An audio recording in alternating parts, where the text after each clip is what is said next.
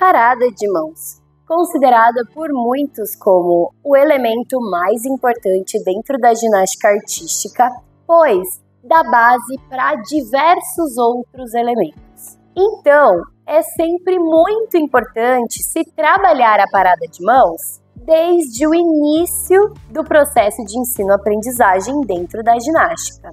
A parada de mãos está presente desde a primeira aula de um ginasta, onde ele vai aprender conceitos básicos e ter as primeiras experiências. Até que essa parada de mão seja bem construída, depois variações vão sendo trabalhadas e essas variações são variações importantes para a passagem em outros elementos mais complexos e que exijam a parada de mãos. E aí, no vídeo de hoje, vamos falar um pouquinho sobre principais erros que podem acontecer e que são muito comuns durante o processo de aprendizagem da parada de mãos. Nesse vídeo de hoje, eu quero falar com vocês um pouquinho sobre os erros referentes à postura na parada de mãos, erros comuns ao iniciar a parada de mãos e erros comuns na finalização deste elemento.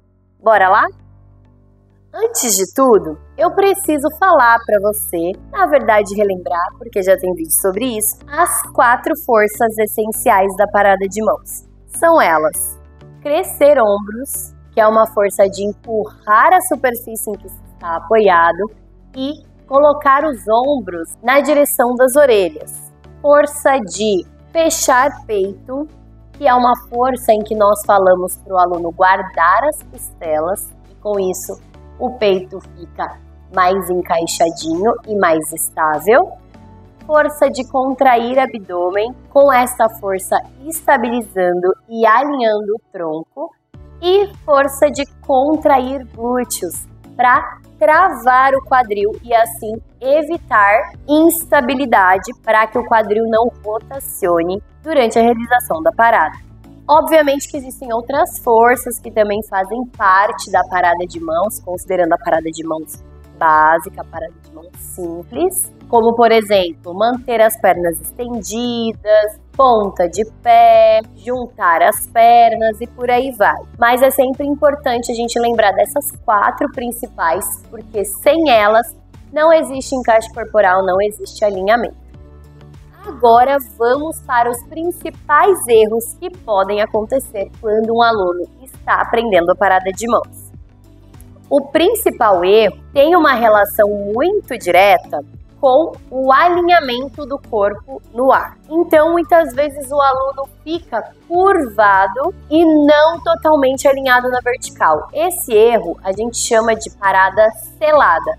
Quando o aluno está selado, é porque ele fez uma curvatura desnecessária, no caso da parada de mãos, e aí o tronco não fica alinhado com o restante do corpo. E a gente consegue ver essa curvatura na região da coluna, não mantendo as articulações alinhadas umas com as outras.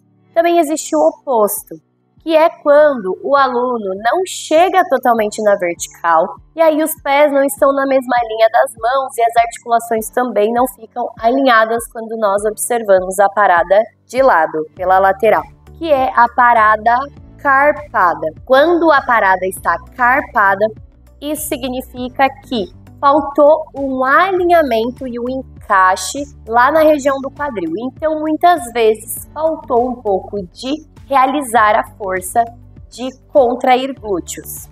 Um outro erro comum é deixar os braços muito abertos durante a realização da parada de mãos. Os braços devem manter a largura dos ombros, para que assim a força de crescer ombros possa acontecer de forma mais efetiva. Também existe um erro bastante comum, que é o de flexionar os cotovelos. O braço deve ficar completamente estendido durante a parada de mãos. Isso também para facilitar a força de crescer ombros e também manter os membros superiores mais estáveis durante a parada de mãos, para que não tenha a possibilidade do aluno cair por não conseguir realizar a força necessária nos braços para manter a parada de mãos mais vertical. Cabeça desencaixada, esse é um dos principais erros. Quando o aluno deixa a cabeça muito desencaixada, ou seja, não entre os braços, pode acontecer de não conseguir também realizar a força de fechar peito. Cabeça desencaixada acaba desencaixando a região torácica também, gerando uma curvatura. Com isso, o aluno não vai conseguir ficar totalmente na vertical. O ideal é que a cabeça esteja entre os braços e olhando para as mãos com a ponta dos olhos. Outro erro que é bastante comum é o pé em flex. Não realizar ponta de pé está além de uma questão estética. Muita gente acha que é só um componente estético, não tem muita importância. E na verdade é muito importante sim. Os pés fazem parte de todo o alinhamento corporal. Quando nós vemos a parada de mãos de lado, a gente precisa conseguir enxergar uma articulação em cima da outra. E se o pé fica relaxado, ele não fica alinhado com o restante. E é muito importante a ponta de pé para que a gente consiga manter o alinhamento e o encaixe corporal. E também pernas flexionadas, é um erro bastante comum. Às vezes a pessoa se preocupa tanto em realizar as outras forças, contrair abdômen, fechar o peito, crescer os ombros e esquece de fazer força nas pernas para mantê-las estendidas. E é muito importante também pela questão do alinhamento. Pernas flexionadas não permitem que as articulações, por exemplo, dos joelhos e dos tornozelos, fiquem alinhados com o restante. Além disso, na parada de mãos, nós temos que manter todo o corpo rígido, contraído, e as pernas relaxadas dificultam manter-se equilibrado.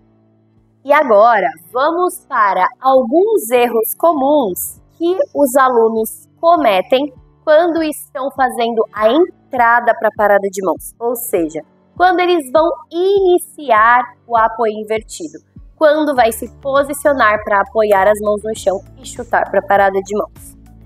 Um dos principais erros é colocar as mãos muito perto dos pés. O ideal é que as mãos cheguem longe dos pés na parada de mãos, porque ao iniciarmos a parada, o nosso posicionamento inicial já fica todo encaixadinho. E é ideal que você oriente o seu aluno em relação a isso. Porque quando ele estiver se preparando para ir para a parada de mãos, o ideal, o perfeito seria que ele se posicionasse já pensando nas forças essenciais. Então, no posicionamento inicial preparatório para entrar na parada, já manter os braços para cima, com a força de crescer ombros, juntamente com o peito fechado, o abdômen contraído e já contrair glúteos. Se eu alinho tudo isso em pé, mas eu coloco as mãos perto, tudo o que eu alinhei, tudo o que eu encaixei, eu desencaixo e durante a trajetória de subir para a parada de mãos eu tenho que encaixar novamente.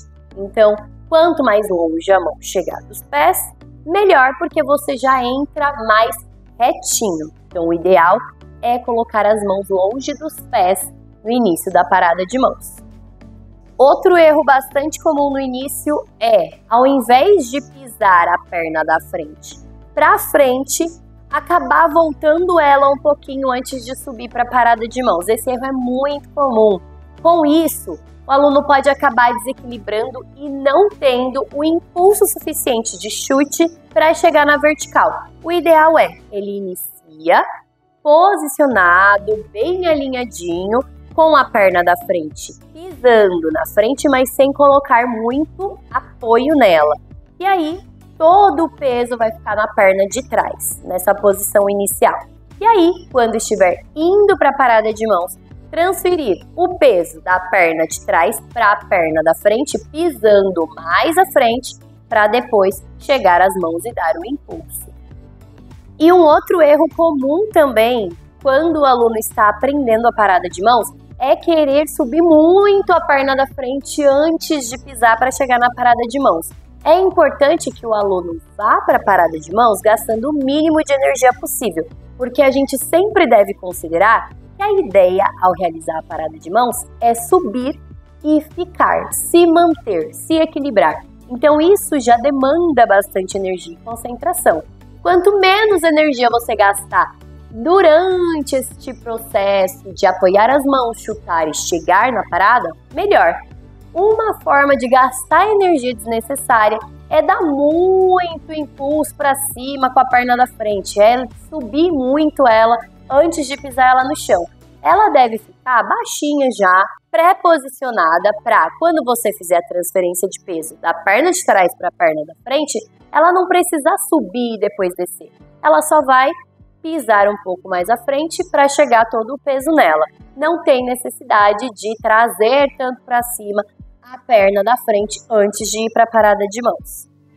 E agora, alguns dos principais erros na finalização da parada de mãos. Um dos principais erros é voltar com as duas pernas ao mesmo tempo.